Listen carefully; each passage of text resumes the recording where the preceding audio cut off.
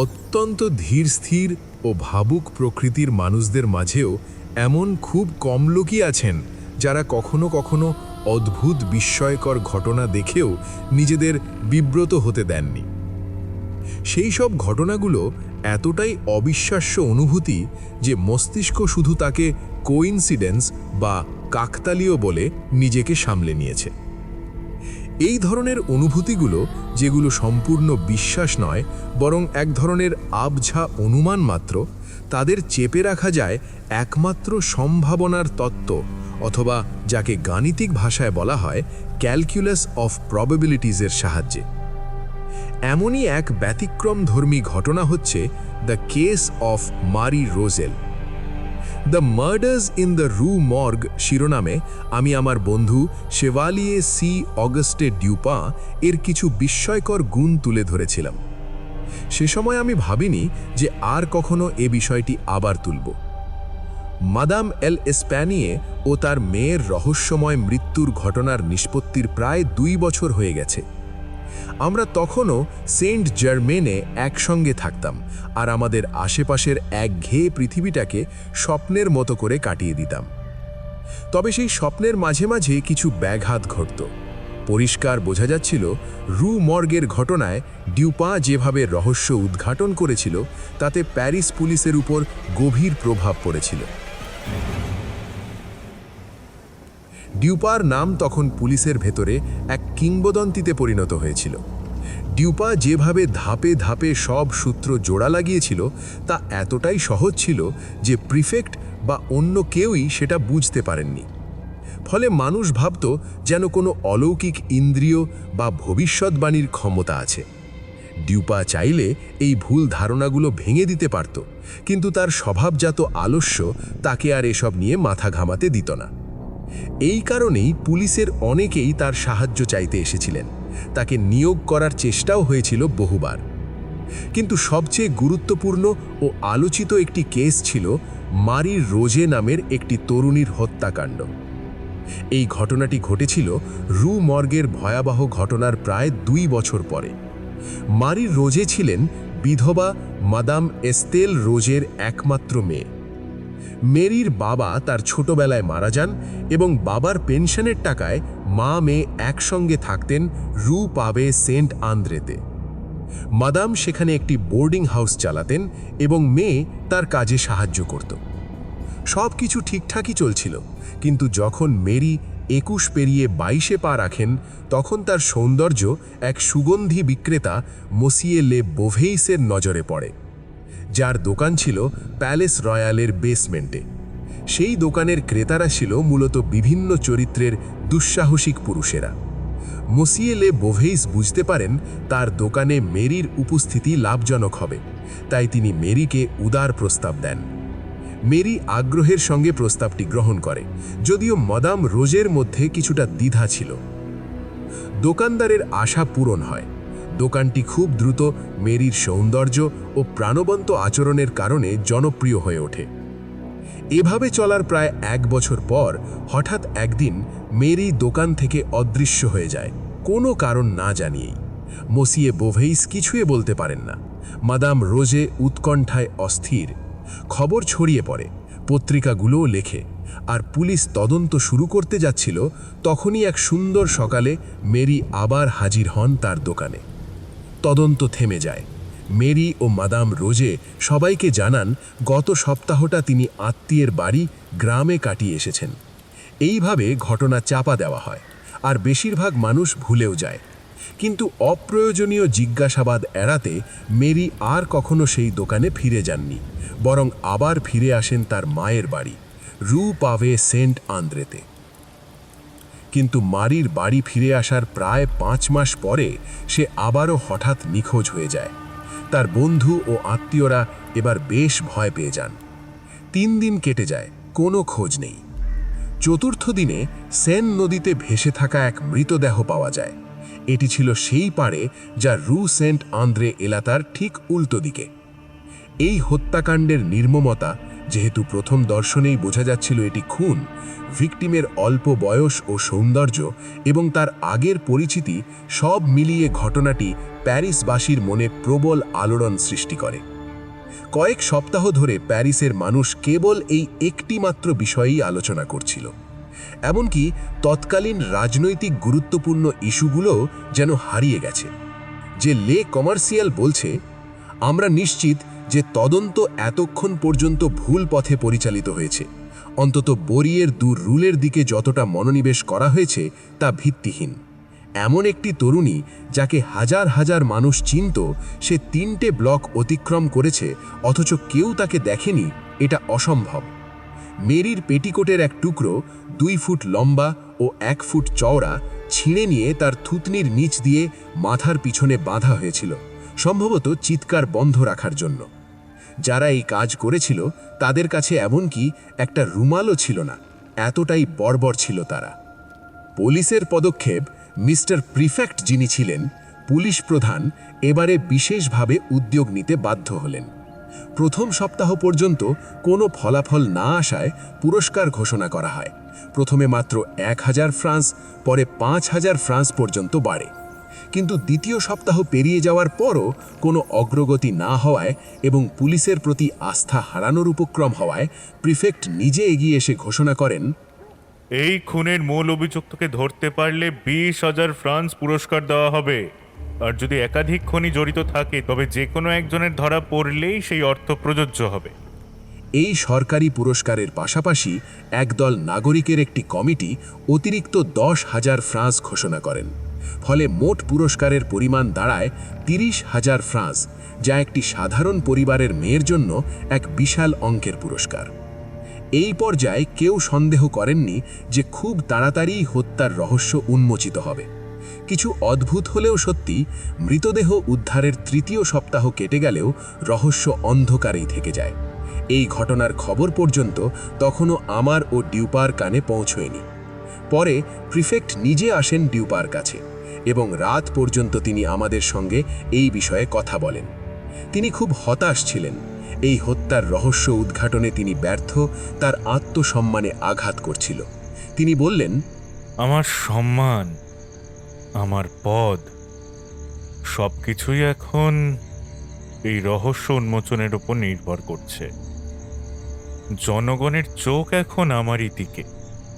আমি আমার কাছে যা তথ্য আছে সব আপনাকে দেব, কিন্তু এর একটা কিনারা আপনাকে করে দিতে হবে। এই সিদ্ধান্ত হওয়ার পর প্রিফেক্ট তার নিজস্ব ধারণা ও ব্যাখ্যা দিতে শুরু করেন। আরও জানান বিভিন্ন সাক্ষ্য প্রমাণ যেগুলো এখনও আমাদের হাতে আসেনি। ডিউপা তখন চুপচাপ তার প্রিয় চেয়ারে বসেছিল, চোখে সবুজ কাঁচের চশমা, এবং এমন নিঃশব্দে বসেছিল যেন শ্রদ্ধা ভরে শুনছে। তবে মাঝে মাঝে আমি বুঝতে পারতাম এই শান্ত নির্বিকার ভঙ্গির আড়ালে হয়তো সে ঘুমাচ্ছে।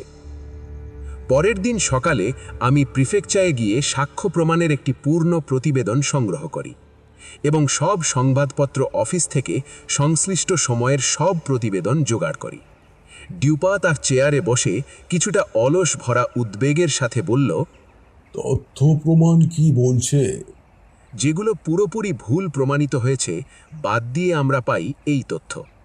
মেরি রোজে রবিবার সকাল 9টার সময় রু পাভে সেন্ট আন্দ্রের বাসা থেকে বেরিয়ে যান।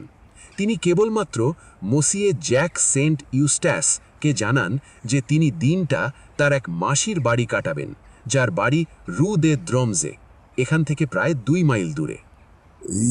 ইউস্টাস এটাকে? মসিয়ে জ্যাক সেন্ট ইউস্ট্যাস ছিলেন মেরির বাগদত্ত এবং সেই বোর্ডিং হাউসের ভাড়া থাকতেন ও খেতেন। সেই সন্ধ্যায় তার বাগদত্তাকে আনতে যাওয়ার কথা ছিল এবং বাড়ি পৌঁছে দেওয়ার কথা ছিল, কিন্তু বিকেলের দিকে ভারী বৃষ্টি নামায় সে ভেবেছিল মেরি আগের মতোই তার মাসির বাড়ি রাত কাটাবে, তাই সে আর প্রতিশ্রুতি রক্ষা করার প্রয়োজন মনে করেনি। রাত ঘনিয়ে আসলে মাদাম রোজে, যিনি একজন দুর্বল 70 বছরের বৃদ্ধা, চিন্তিতভাবে বলেন, আমি আর কখনো মেরিকে দেখতে পাবো না হয়তো। পরের দিনের ঘটনা, সোমবার ইউস্ট্যাস মেরির মাসির বাড়ি যায়। হ্যাঁ, বলুন। আমি ইউস্টাস। মারিয়ার জন্য এসেছি, মারিয়াকে একটু ডেকে দিন না। মারি তো এখানে আসেনি। কিন্তু আমাকে তো এখানেই আসতে বললো, মানে আমি যেন নিতে আসি। মারি এখানে অনেক দিনই আসেনি, আর মারি আসলে আমাকে বলে আসতো। হয়তো কোনো কাজে ফেসে গেছে। তুমি চাইলে একটু ভিতরে অপেক্ষা করতে পারো, আমি তাহলে একটু খোঁজ নিয়ে যদি তোমায় জানাতে পারতাম। না, আজ থাক ম্যাডাম, আজ চলি, আজকে একটু তাড়া আছে। আশ্চর্য। তারপর কি হলো?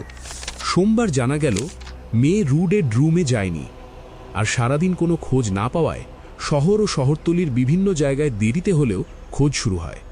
তবে মেয়ে নিখোঁজ হওয়ার 4 দিন পরেই প্রথম সন্তোষজনক কোনো তথ্য পাওয়া যায়। এই দিন 25শে জুন বুধবার মেসিয়র বোভে, একজন ভদ্রলোক, খবর পান বেরিয়ার ডু রুল অঞ্চলের কিছু জেলে নদীতে একটি লাশ ভাসতে দেখে ডাঙায় তুলে এনেছে। লাশটি দেখে বোভে কিছুটা দ্বিধা সত্ত্বেও তাকে সেই সুগন্ধির দোকানের মেয়েটি বলে চিনতে পারেন। আচ্ছা, লাশটি যখন পাওয়া যায় তখন কেমন অবস্থায় ছিল? হ্যাঁ বলছি। মেয়েটির মুখ রক্তে ছোপ ছোপ, মুখ থেকেও রক্ত বেরোচ্ছে। সাধারণ ডুবে যাওয়া লোকের মতো মুখে ফেনা ছিল না। ত্বকের নিচে কোনো বিবর্ণতা ছিল না। গলায় আঘাতের চিহ্ন ও আঙুলের দাগ ছিল। দুটো হাত বুকের ওপর ভাঁজ করা ছিল আর শক্ত হয়েছিল। ডান হাতটি মুষ্টিবদ্ধ, বাঁ হাতটি কিছুটা খোলা। বাঁ হাতে দড়ি দিয়ে বেঁধে রাখার মতো গোলাকার ঘষার দাগ ছিল। ডান হাতের কবজি ও পিঠে, বিশেষত কাঁধের অংশে আঘাতের দাগ ছিল। জেলেরা যখন লাশ তুলছিল তখন তারা দড়ি ব্যবহার করেছিল ঠিকই, তবে এই দাগগুলো দড়ির কারণে হয়নি। গলার মাংস ফুলে গিয়েছিল। কোনো কাটাছেঁড়ার চিহ্ন বা আঘাতজনিত কালশিটে দাগ ছিল না। গলায় খুব টাইট করে বাঁধা একটি লেস পাওয়া যায়, যা এতটাই শক্ত করে বাঁধা ছিল যে মাংসের মধ্যে ঢুকে গিয়েছিল। বাঁ কানের নিচে একটি গিঁট বাঁধা ছিল। এটি মৃত্যুর কারণ হওয়ার জন্য যথেষ্ট ছিল। মৃত্যুর আগে নৃশংস নির্যাতনের শিকার হয়েছেন। জামা কাপড়ের অবস্থা কেমন ছিল? পোশাক ছেঁড়া ও এলোমেলো ছিল। বাইরের পোশাকে 1 ফুট চওড়া অংশ নিচ থেকে কোমর পর্যন্ত ছেঁড়া হয়েছিল, কিন্তু সম্পূর্ণ আলাদা হয়নি।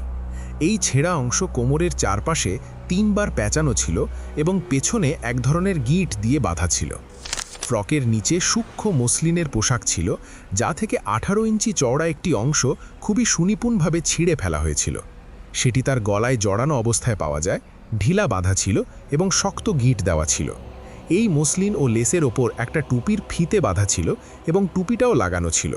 টুপির ফিতের গিঁট ছিল না কোনো মহিলার বাঁধা, বরং জাহাজিদের মতো স্লিপ নট ধরনের গিঁট। অটোপসি রিপোর্ট কি বলছে?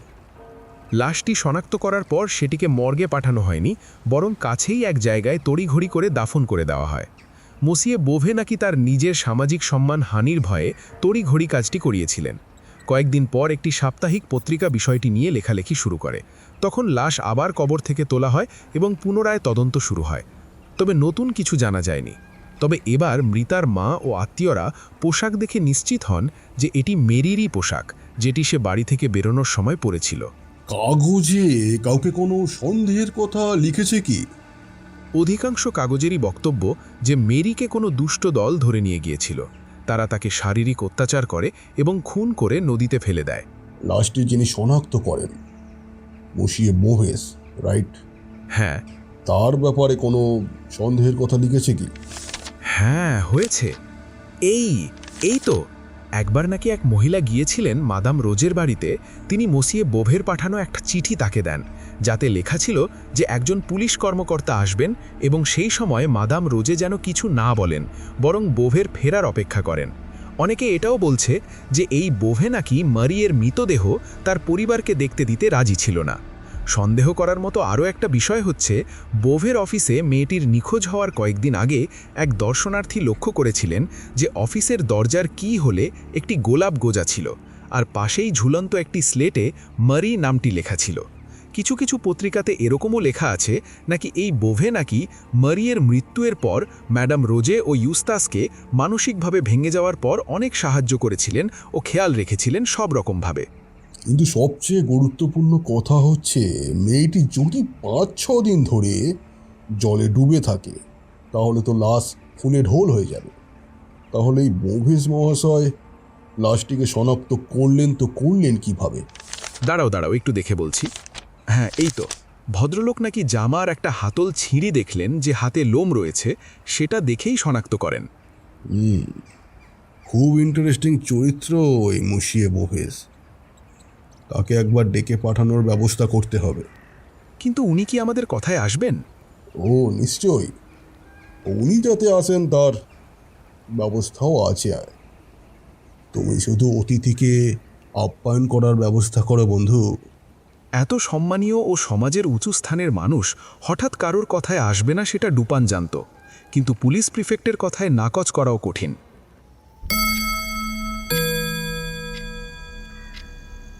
আপনার দোকানেই তো মারি কাজ করত। হ্যাঁ, কিছু বছর আগে পর্যন্ত। তা মারি কাজটি ছাড়লো কেন? তার মারা যাবার প্রায় 2 বছর আগে সে আরও একবার নিখোঁজ হয়েছিল, কিন্তু পরে জানা যায় যে সে তার মাসির বাড়িতে ছিল। সে দোকানে ফিরে আসে, কিছুদিন কাজও করে, কিন্তু মানুষের নানান কথাবার্তা এবং আলোচনা এড়াতেই আমি ওকে বলেছিলাম যে কিছুদিন ছুটি নিতে।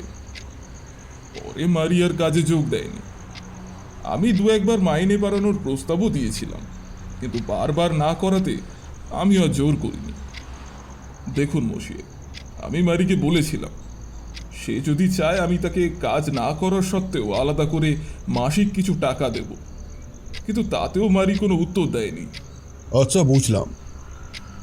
আপনার সাথে মারিয়ের সম্পর্ক কেমন ছিল? খারাপ না, তবে যে খুব ভালো সেটাও বলবো না। একজন সাধারণ কর্মচারী তার মালিকের সঙ্গে যে সম্পর্ক রাখে, মারির সঙ্গেও আমার সেই রকমই সম্পর্ক ছিল।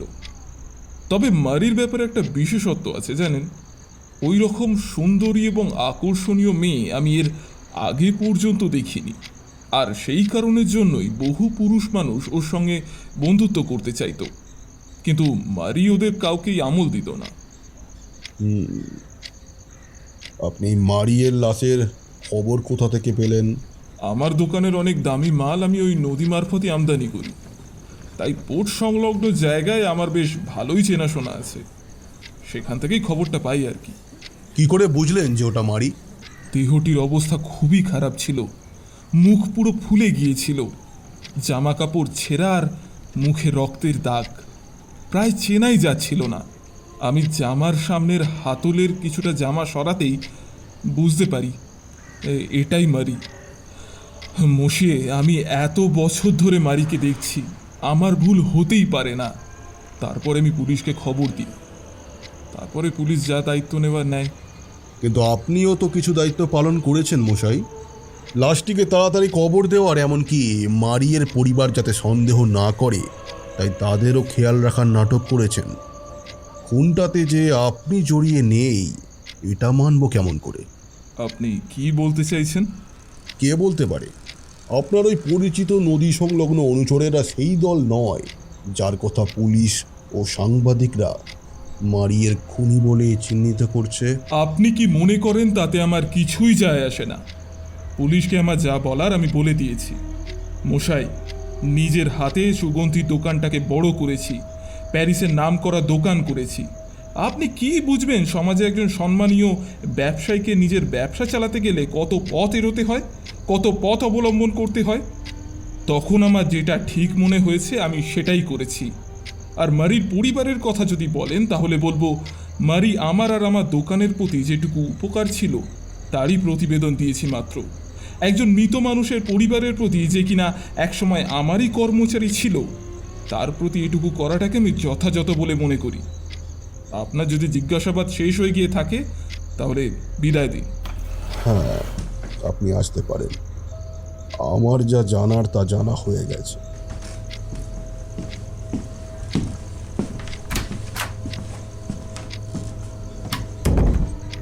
কি বুঝলে? জটিল ব্যাপার বন্ধু, জটিল ব্যাপার। সন্দেহের তালিকা যত বাড়ছে ব্যাপারটা আরো জটিল হয়ে যাচ্ছে। এভাবে হবে না, আমাকে আরো ভাবতে হবে। মস্তিষ্ককে একটু ব্যস্ত করতে হবে, তার জন্য সময় লাগবে। সময় লাগবে বন্ধু, সময় লাগবে। খুব বেশি দিন সময় ভাবতে লাগেনি, আমাদের কাছে কিছু নতুন তথ্য আসে 1-2 দিনের মধ্যেই। প্রিফেক্ট মহাশয় আমাদেরকে কিছু গুরুত্বপূর্ণ তথ্য পৌঁছে দেন, যা লে কমার্শিয়ালের যুক্তিগুলোর প্রধান অংশটিকে অন্তত নস্যাৎ করে দেয়। কি খবর আছে? মসিয়ে, আরেকটি লাশ। বলো কি? কার লাশ? সেন্ট ইউস্টাসের মৃতদেহ পাওয়া গিয়েছে, ব্যারিয়ার দি রুলে। ব্যারিয়ার দি রুল মানে যেখানে মারিয়ের মৃতদেহ পাওয়া গিয়েছিল? হ্যাঁ, শুধু তাই নয়, তার শরীরে একটি চিঠি পাওয়া যায় যেখানে মারির প্রতি তার ভালোবাসার কথা ছিল, এবং আরও লেখা ছিল যে সে আত্মহত্যা করছে। তার পাশ থেকে পাওয়া যায় একটি খালি শিশি, যাতে লেখা ছিল লাউডানাম। তার নিঃশ্বাসে বিষের গন্ধ পাওয়া গিয়েছিল। একজন প্রেমিক নিহত। মসিয়ে, আরও একটি খবর আছে। কি খবর? 2টি ছোট ছেলে মাদাম দেলুকের পুত্র ব্যারিয়ার দি রুলের কাছে জঙ্গলের ভেতর ঘুরতে গিয়ে এক ঘন ঝোপে প্রবেশ করে। সেখানে তারা দেখতে পায় 3 বা 4টি বড় পাথর, যেগুলো মিলিয়ে একটি চেয়ারের মতো গঠন হয়েছে, পেছনে হেলান দেওয়ার ও নিচে পা রাখার মতো অংশসহ। উপরিভাগের পাথরে একটি সাদা পেটিকোট, দ্বিতীয় পাথরে একটি সিল্কের স্কার্ফ, আর পাশাপাশি একটি ছাতা, একজোড়া দস্তানা এবং একটি রুমাল পাওয়া যায়। সেই রুমালে লেখা ছিল মারি রজে। ঝোপের কাঁটা ঝোপে পোশাকের ছেঁড়া অংশ ঝুলছিল, মাটি চূর্ণ বিচূর্ণ, ঝোপ জঙ্গল ভাঙাচোড়া, আর স্পষ্টতই সেখানে এক প্রকার ধস্তাধস্তি হয়েছে বলে ধারণা করা যায়। সেই ঝোপ আর নদীর মাঝখানে বেড়া ভেঙে পড়েছিল, আর মাটিতে এমন দাগ ছিল যেন কোনো ভারী জিনিস টেনে নেওয়া হয়েছে। এই ম্যাডাম ডেলুক, হ্যাঁ। তিনি কোথায় থাকেন বললে?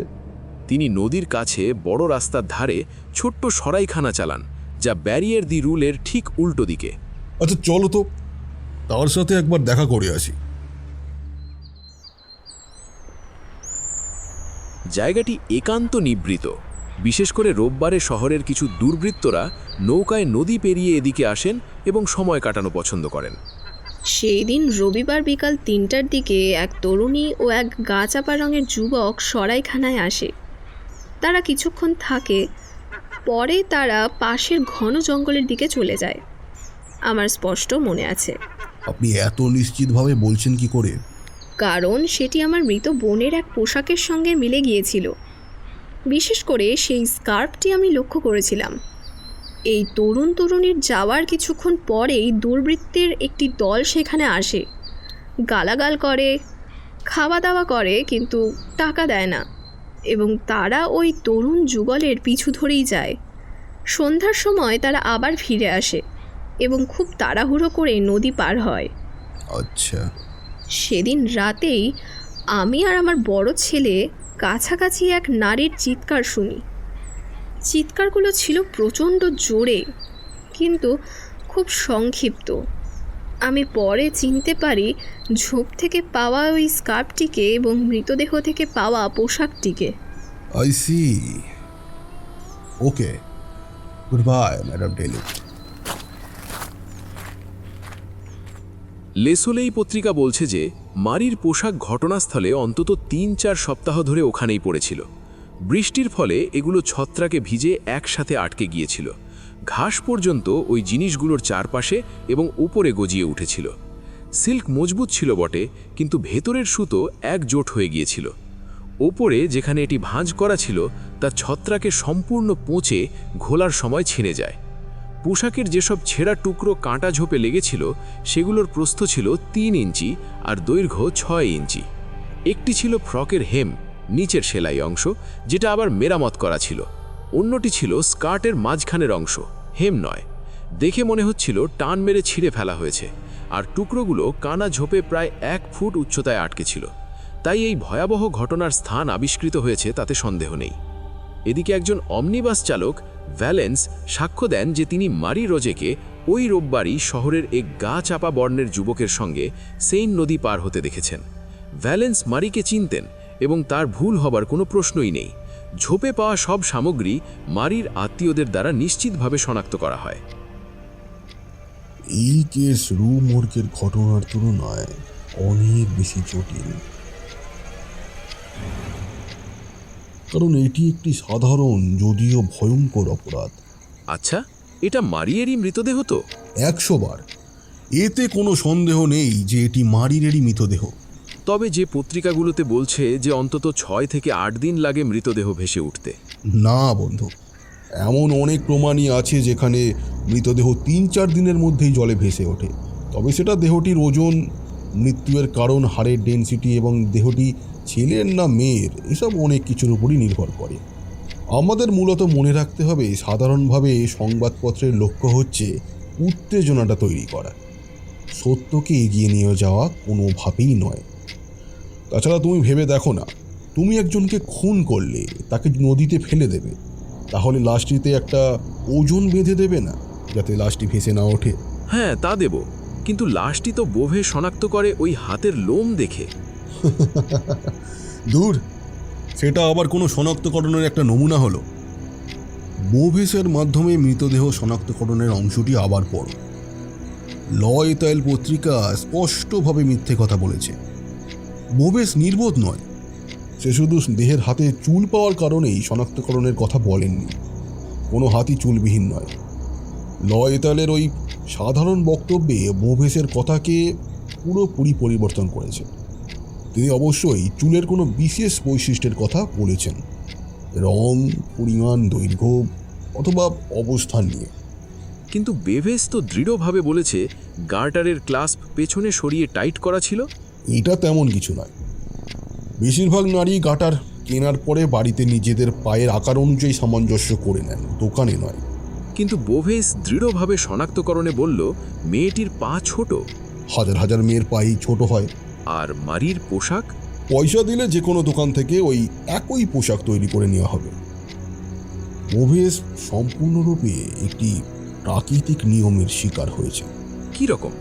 ধরো তুমি কাউকে খুঁজছো এবং আশঙ্কা আছে যে সে মারা গিয়েছে, তাহলে তুমি সেই অনুসন্ধিৎসু মানুষটির সাথে প্রায় বেশিরভাগ মিলে যায় এমন কোনো লাশ যদি পাও যার মুখ বোঝা যাচ্ছে না, অথচ পোশাক, চুলের আকৃতি, শরীরের গঠন প্রায় 90% একই, তাহলে তুমি এটা আশঙ্কা করবে না যে এটা তোমার সেই চেনা মানুষটি?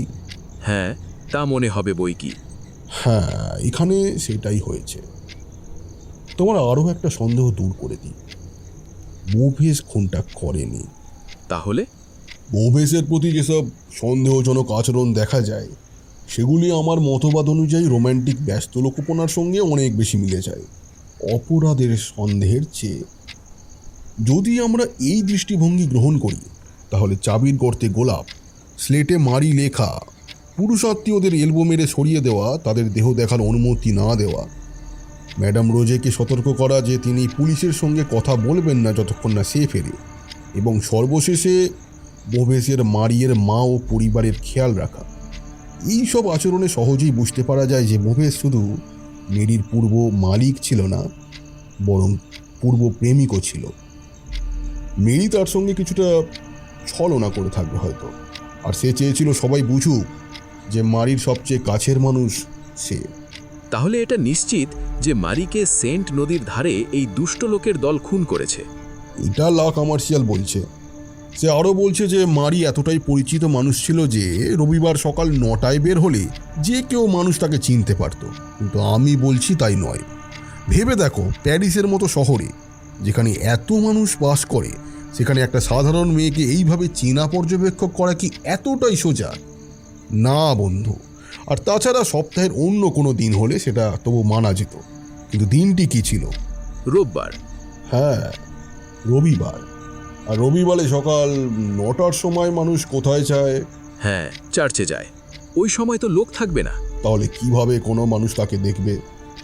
এবারে পেপারের কথা বাদ দাও, অন্য বিষয়গুলো দেখো। যেমন মৃতদেহটা পোস্টমর্টেম হলো না কেন? সেটা যদি হতো তাহলে কত কিছু জানা যেত বলো তো।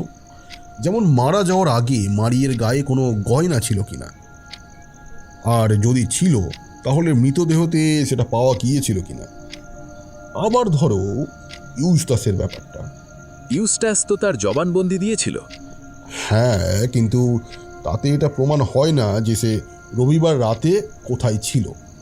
সে কি মারিকে খুন করেছে? সেই জন্য কি সে আত্মহত্যা করেছে? আর সে ওই ঘটনাস্থলেই বা নিজেকে শেষ করতে গেল কেন? আচ্ছা। না গো প্রিয় বন্ধু, এত ছোট জায়গার মধ্যে সীমাবদ্ধ হয়ে চিন্তা ভাবনা করলে কিছুই হবে না। চিন্তার পরিধি আরও একটু আশেপাশে ছড়াতে হবে। তুমি একটা কাজ করো, তুমি বিভিন্ন সাক্ষীর শপথপত্রের সত্যতা যাচাই করো। আমি ততক্ষণ সংবাদপত্রগুলো ব্যাপকভাবে খতিয়ে দেখব। এখনো পর্যন্ত আমরা শুধু অনুসন্ধানের ক্ষেত্রটাকে সামান্য পর্যবেক্ষণ করেছি, তবে আমি যা প্রস্তাব দিচ্ছি তা যদি সার্বিক পর্যালোচনা হয় তাহলে গণমাধ্যম থেকে কিছু ক্ষুদ্র কিন্তু গুরুত্বপূর্ণ তথ্য বেরিয়ে আসবে, যা আমাদের অনুসন্ধানের দিশা দেবে। দুপায়ের প্রস্তাব অনুযায়ী আমি আবারও কিছু মানুষের সাক্ষ্যের কিছু তথ্য আর পুলিশ প্রিফেক্টের দেওয়া ফাইল খুব ভালো করে পড়ে তার সত্যতা গভীরভাবে পর্যবেক্ষণ করলাম, এবং তার ফলাফল ছিল তাদের সত্যতা ও সেন্ট ইউস্টাসের নির্দোষিতা নিয়ে দৃঢ় বিশ্বাস। এদিকে আমার বন্ধু সংবাদপত্রের বিভিন্ন সংস্করণের পুঙ্খানুপুঙ্খ পর্যালোচনায় ব্যস্ত ছিল। এক সপ্তাহের শেষে এক বিকেলের দিকে আমরা আবার কিছু খবরের কাগজ নিয়ে আলোচনায় বসলাম। দুপায়ে আমার সামনে উদ্ধৃতিটি রাখল। প্রায় 2.5 বছর আগে যখন মারি নিখোঁজ হয়, সেটা এর একটা কারণ খুঁজে পেয়েছি। কি পেয়েছো? গতকালের এক সন্ধ্যাকার পত্রিকা লে মারিকিওর থেকে মারি রোজেটের পূর্ববর্তী রহস্যজনক অদৃশ্যতার কথা উল্লেখ করেছে। জানা গেছে যে তার অনুপস্থিতির সময়ে সে এক যুব নেভি অফিসারের সঙ্গে ছিল, যিনি পরিচিত। তাদের মধ্যে সম্ভবত ঝগড়া বা মনোমালিন্য হওয়ার কারণে মারি আবার তার নিজের বাড়ি ফিরে আসে। অভিযুক্ত যুবকের নাম জানা গেছে, যিনি বর্তমানে প্যারিসে মোতায়েন, কিন্তু স্পষ্ট কারণে তা প্রকাশ করা হয়নি। আমি শুধু দেখছি বন্ধু, পুলিশ কতটা উদাসীন, যারা এই নেভি অফিসারের কোনো তত্ত্বাবধানই করেনি। তবে এটা বোকামি হবে বলার যে মেরির প্রথম ও দ্বিতীয় অদৃশ্যতার মধ্যে কোনো সম্ভাব্য যোগাযোগই নেই।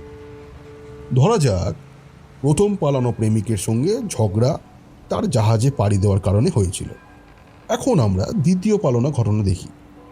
যদি সত্যিই কোনো পালানো ঘটে থাকে তাহলে দেখে নিতে পারি যে এটা পুরানো প্রেমের পুনর্জন্ম, নতুন কারো প্রস্তাব নয়। অর্থাৎ পুরানো প্রেমিকই আবার পালানোর প্রস্তাব দিয়েছে, নতুন কেউ নয়। কিভাবে? মারিয়ের প্রথম ও দ্বিতীয় নিরুদ্দেশ হওয়ার মধ্যে সময় ব্যবধান কত জানো? 2.5 বছর, যেটি কিনা একটি সামুদ্রিক জাহাজের একটি যাত্রার সমান। তাই এমন হওয়ার সম্ভাবনা বেশি যে প্রথমবারে মারি পালিয়েছিল এই নেভি অফিসারের সাথে, এবং তাদের মধ্যে মনোমালিন্য হয়। মারি বাড়ি ফিরে আসে আর অফিসারটি জাহাজের ট্যুরে চলে যায়। কিন্তু 2.5 বছর পর জাহাজের যাত্রা শেষ করে আবার যখন সে ফিরে আসে, সে আবার মারিকে মানানোর চেষ্টা করে। কিন্তু দ্বিতীয়বারে তো মারি দূরে কোথাও যায়নি, তার মানে তো দ্বিতীয়বারে সে পালায়নি। না, পালায়নি, কিন্তু সে পালাবে কি পালাবে না সেটা সে নিজেও জানতো না। ভেবে দেখো, দ্বিতীয়বারে মারি চলে যাওয়ার পর তার মা কি বলেছিল, যে আমি হয়তো আর আমার মেয়েকে দেখতে পাবো না। তার মানে কি ম্যাডাম রোজে কি জানতো মারি কি করতে চলেছে? অবশ্য মারি কিছুটা সময় নিজের জন্য রেখেছিল, যাতে সে একটি সিদ্ধান্ত পুরোপুরি নিতে পারে যে সে পুরানো প্রেমিকের সাথে যাবে কি না। কিভাবে? ইউস্টাস, সে ইউস্টাসকে বলেছিল যে সে তার মাসির বাড়ি যাচ্ছে, এবং সন্ধেবেলা ইউস্টাস যেন তাকে নিতে আসে। এবার আমি যদি কোথাও পালানোর প্ল্যান করি, তাহলে আমি তো এটাই চাইব, কিছুটা সময়, যেটুকু সময়ে আমায় খোঁজা হবে না। এবং এটা একমাত্র সম্ভব হয়েছিল এই মাসির বাড়ির বাহানা থেকে। যতক্ষণ ইউস্টাস খবর দেবে যে সে তার মাসির বাড়ি যায়নি, ততক্ষণে মারি অনেক দূরে চলে যাবে। বুঝলাম, কিন্তু আরও কিছু তথ্য বাদ পড়ে যাচ্ছে বন্ধু, একটু খুঁজতে হবে, না হলে সুতোগুলো ঠিক জুড়তে পারছি না।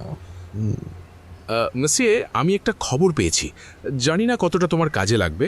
আরে আগে বলো তো কি খবর? মারি রোজের নিখোঁজ হওয়ার রাতে, মানে রবিবার, শহরের কাছে এক ভয়ঙ্কর ঘটনা ঘটেছে। এক ব্যক্তি তার স্ত্রী ও কন্যা সহ আত্মীয়ের বাড়ি থেকে ফিরছিলেন ঠিক ওই স্যান নদীতে নৌকা নিয়ে। তাদের সাথে সাথে নাকি 6টি যুবক ছিল, যারা স্যান নদীর ধারে নৌকা দিয়ে যাচ্ছিল। বিপরীত তীরে পৌঁছে 3 যাত্রী নৌকা থেকে নামার পর কন্যা মনে করল সে তার ছাতা নৌকায় রেখেছিল, সে ফিরে গিয়ে দুষ্কৃতীদের দ্বারা ধরে নিয়ে যাওয়া হয়, গলা বাঁধা হয়, নিষ্ঠুরভাবে অত্যাচার করা হয় এবং অবশেষে সে ফিরে আনা হয় সেই স্থানে যেখানে প্রথম নৌকায় উঠেছিল। অপরাধীরা পালিয়ে গেছে, কিন্তু পুলিশ তাদের সন্ধানে রয়েছে এবং শিগগিরই কিছুজনকে গ্রেফতার করবে। এটা তুমি বলছো কাজে লাগবে না? হ্যাঁ, কেন? এতে এমন কি লেখা আছে? আছে বন্ধু, আছে। অনেকে মনে করছেন মারিকে কোনো দুষ্কৃতীর দল খুন করেছে, কিন্তু এই পত্রিকা থেকে পাওয়া গেল যে একই সন্ধ্যায় আরও একটি অপরাধ হয়েছে। তুমি হয়তো ভুলে যাচ্ছ যে এমন দুষ্কৃতীদের দল এলাকা অনেক সময় ভাগ করা থাকে, তাই একই জায়গায় অন্য দুষ্কৃতীর দল আসবে আর অপরাধ করবে, এটা সম্ভব নয়। খোলসা করে বলো না মাসিয়ে। যখন অন্য দুষ্কৃতীর দলের সম্ভাবনা নেই, তখন একই সময়, একই সন্ধ্যায়, একই জায়গায়, একই অপরাধ দুটো মেয়ের সঙ্গে? না বন্ধু, এটা সম্ভব নয়। তাহলে মারিকে মারল কে? এটাই তো 30,000 ফ্রান্সের প্রশ্ন বন্ধু। আচ্ছা চলো, প্রথমে খুনের ঘটনাস্থল হিসেবে ধরা ব্যারিয়ার দি রুলের জঙ্গলটি বিবেচনা করি। ওই জঙ্গলটি ঘন হলেও একটি সড়কের খুব কাছাকাছি ছিল। সেখানে ছিল 3 বা 4টি বড় পাথর, যার উপরে একটি সাদা পেটিকোট, দ্বিতীয়টিতে রেশমি স্কার্ফ এবং একটি পারাসল, হাত মোজা এবং একটি টিস্যুও এখানে পাওয়া গিয়েছিল। টিস্যুর ওপর লেখা ছিল মারি রোজে। চারপাশের গাছে কাপড়ের টুকরোগুলো দেখা গেছে, ঝোপঝাড় ভেঙে গেছে এবং সেখানে একটি প্রবল সংগ্রামের চিহ্ন স্পষ্ট ছিল, তাই তো? হ্যাঁ। কিন্তু প্রশ্ন হচ্ছে, বড় রাস্তার এত কাছে কোনো মানুষকে খুন করতে হলে তুমি কি একবারও ভাববে না যদি ধরা পড়ে যাই? তাছাড়া রাস্তার ধারে লোকজন চিৎকারের আওয়াজ বা কেউ যদি দেখে ফেলে, এর ভয় তো আছেই। মানে খুনটি ওখানে হয়নি। কিন্তু ম্যাডাম ডেলুকের 2 ছেলে ওখান দিয়েই তো মারিয়ের পোশাক আর ছাতা সংগ্রহ করলো, আর খবরের কাগজও তো লিখেছে মারিয়ের পোশাক ওখানে 20 দিন ধরে পড়েছিল, যার ফলে ওর চারপাশে ছত্রাক দিয়ে সবকিছু ঢাকা পড়ে গিয়েছিল। এই ঘাসের বেড়ে ওঠার কথা বলা হয়েছে 2 ছেলের মুখ থেকে, যারা জিনিসগুলো উদ্ধার করে নিয়ে গিয়েছিল। কিন্তু ঘাসগুলি যে এই গরম ও আর্দ্র আবহাওয়ায় দিনে দিনে 2-3 ইঞ্চি পর্যন্ত বেড়ে যেতে পারে, সেটা তোমার পত্রপত্রিকায় ছাপা নেই, তাই তো? নতুন মোটা ঘাসের ওপর রাখা যে কোনো জিনিস 1 সপ্তাহের মধ্যেই পুরোপুরি ঢেকে যেতে পারে। তাই যদি 20 দিন জিনিসগুলো ওখানে পড়ে থাকতো, তাহলে সেটা একেবারে ঘাসে ঢাকা পড়ে যেত, আর কেউ তা খুঁজেও পেত না। আর তাছাড়া প্যারিসের এমন কোনো জায়গা নেই যেখানে কোনো মানুষ যাতায়াত করে না। আমার মতে 7-8 দিনের বেশি কোনোভাবেই জিনিসগুলো পড়েছিল না। এবার মারিয়ের পোশাকগুলো কিভাবে পাওয়া গিয়েছিল সেটা একটু বলো। হ্যাঁ, এই তো উপরের পাথরের ওপর একটি সাদা পেটিকোট পরেছিল, দ্বিতীয়টিতে একটি রেশমি স্কার্ফ, চারপাশে ছড়িয়েছিল একটি প্যারাসল, হাতমোজা এবং একটি পকেট টিস্যু, যার ওপর লেখা ছিল মারি রোজে। জঙ্গলে কাটা ঝোপে লেগে ছিঁড়ে যাওয়া পোশাকের টুকরোগুলো পড়েছিল, প্রায় 3 ইঞ্চি চওড়া এবং 6 ইঞ্চি লম্বা। একটি অংশ ছিল পোশাকের হেম, যা মেরামত করা ছিল। এগুলো লেসোলেল পত্রিকাতে বলেছে। খেয়াল করো, প্রত্যেকটা টুকরোর মাপ প্রায় একই, যেগুলো কাঁটা ঝোপে লেগে ছিঁড়েছে, এবং পোশাকগুলো ও পাথরের প্রত্যেকটা ধাপে ধাপে পড়েছিল। এর মানে একটাই, যে 1 সপ্তাহ আগে কেউ জায়গাটিতে এমনভাবে সাজিয়েছে যে মনে হয় খুনটি ঠিক ওই জায়গাতেই হয়েছে। এবার ঝোপগুলিতে মারামারির কী প্রমাণ আছে? সব ঝোপগুলো চারিদিকে এলোমেলো হয়েছিল, ছোট গাছগুলো দুমড়ে গিয়েছিল। এবার ভাবো, একটি কম বয়সী মেয়ের গায়ে কত জোর হতে পারে? এতগুলো মানুষ থাকা সত্ত্বেও আশেপাশে এতটা ছটপট করবে যে তার চিহ্ন থেকে যাবে। তারা তো নিঃশব্দে হাত পা ধরে তাকে টেনে নিয়ে যেতে পারে। না বন্ধু, এটা কোনো দলের কাজ হতেই পারে না। এটা একটা মানুষের কাজ। সে এমন একজন মানুষ যে প্রফেশনাল খুনি নয়, যে কিনা রাগের মাথায় মারিকে খুন করে বসে এবং রাগ কমে গেলে ঠান্ডা মাথায় ক্রাইম স্পটটা সাজানোর চেষ্টা করে, যাতে এটা বোঝানো যায় যে মারিকে কোনো দস্যু দল খুন করেছে। আমার মনে হয় ম্যাডাম ডেলুক খুনিটিকে দেখেছিলেন, যার গায়ের রং কালো বলে তিনি স্টেটমেন্ট দেন। তোমাকে প্রথম থেকে ঘটনাগুলো সাজিয়ে বলি, যতটুকু আমি সূত্রগুলো সাজিয়ে অনুমান করতে পেরেছি। ম্যাডাম ডেলুকের এই চিহ্নিত ব্যক্তিটি হচ্ছে সেই নেভি অফিসারটি। তোমার অনুমান মানে ওই অফিসারটি মারিয়ের খুনি? হ্যাঁ। কিন্তু নেভি অফিসার তো ফরাসি, আর ম্যাডাম ডেলুক যে বললেন মারিয়ের সাথে তিনি একজন কালো রঙের মানুষকে দেখেছিলেন। এটার অবশ্য তার দীর্ঘদিন ধরেই জাহাজের দিকে কাজ করার পর। ভুলে যেও না, সে প্রায় 2 বছর পর দেশে ফিরেছে। তাই সেই ফরাসি অফিসারের গায়ের রং 2 বছরে কতটা পাল্টাতে পারে তার আন্দাজ পাওয়া মুশকিল।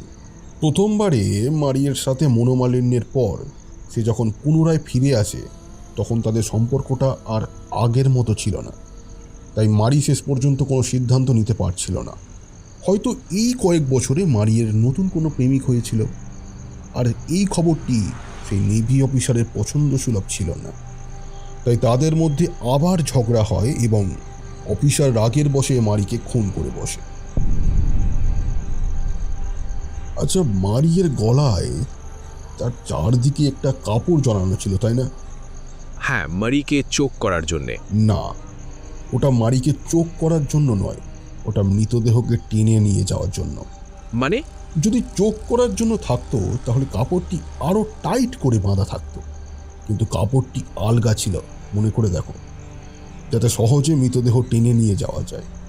আর থুতনির জন্য সেটা ভালোভাবে আটকেও যাবে, ছেড়ে যাবে না। মারিয়ের ঘাড়ে আর পিঠে দাগ ছিল, সেই ছবি প্রিফেক্টের ফাইলে নিশ্চয়ই দেখেছো। হ্যাঁ, কালশিটে দাগ দেখেছি আমি। মারি নিখোঁজ হওয়ার পরের দিন আরও একটি ছোট্ট ঘটনা ঘটেছিল, যেটা পুলিশ পায়নি এবং কোনো খবরের কাগজেও বের হয়নি। কিন্তু আমি খবরটি জোগাড় করতে পেরেছি। সোমবার একটা পত্রপত্রিকায় বলা হয় যে একটি ছোট নৌকা ওই সেন্ট নদীর ধারে থেকে চুরি হয়েছিল এবং পরে এক রাজস্ব সেবার নৌচালক নৌকাটিকে নদীতে ভাসতে দেখে।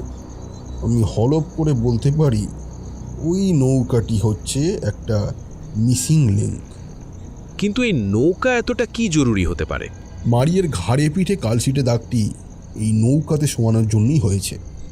নদীতে লাশ ফেলার জন্য একটা নৌকা লাগবে না, কিনারা থেকে ফেললে তো লাশ কাদায় আটকে যাবে। তাই নেভি অফিসারটি লাশ ফেলার জন্য প্রথমে নৌকা চুরি করে এবং সুকৌশলভাবে মারিয়ের লাশ মাঝ নদীতে ফেলে তীরে ফিরে আবার নৌকা জলে ভাসিয়ে দেয়। তাহলে তুমি বলছো নৌকা পেলে ডিএনএ স্যাম্পল পাওয়া যাবে আর তাতেই অপরাধ প্রমাণ হয়ে যাবে? এক্স্যাক্টলি। অবশ্য এখনও ওই নেভি অফিসার দেশে আছে কি না সেটা নিয়েও আমার যথেষ্ট সন্দেহ আছে। এগুলো সবই আমার অনুমান বন্ধু। প্রমাণ সংগ্রহ করে খুনিকে ধরা তো তোমার আর আমার কাজ নয়। চলো বন্ধু, আজকের ডিনারটা আমার তরফ থেকে। অনেক ক্লান্ত লাগছে, একটু ব্রান্ডি আর মিট না খেলে ক্লান্তিটা যাবে না মনে হয়।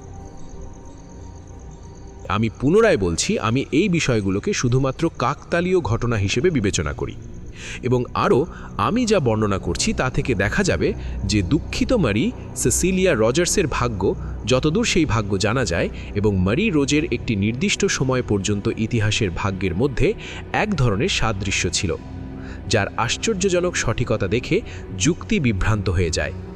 আমি বলছি এই বিষয়টি দেখা যাবে, কিন্তু মুহূর্তের জন্যও মনে করা যাবে না যে মারিয়ের দুঃখজনক কাহিনী এবং তার রহস্যের সমাধান অনুসরণ করার সময় আমার গোপন উদ্দেশ্য সেই সাদৃশ্যকে বাড়ানো বা প্যারিসে গ্রিসেট হত্যাকারীকে ধরার জন্য গৃহীত ব্যবস্থা বা এরকম কোনো যুক্তির ওপর ভিত্তি করা ব্যবস্থাগুলো থেকে একই ফলাফল আসার ইঙ্গিত। কারণ এই দ্বিতীয় অনুমানের ক্ষেত্রে মনে রাখা উচিত যে দুই ঘটনায় সবচেয়ে ক্ষুদ্রতম পার্থক্যও গুরুত্বপূর্ণ ভুলের জন্ম দিতে পারে, যা ঘটনাগুলোর ধারা সম্পূর্ণ ভিন্ন করে দিতে পারে। যেমন গাণিতিক ক্রিয়ায় একটি অমূল্য ভুল যদিও নিজে কম মূল্যবান, কিন্তু গুণন প্রক্রিয়ায় বারবার প্রয়োগের ফলে ফলাফল সত্য থেকে বহুগুণ দূরে চলে যায়।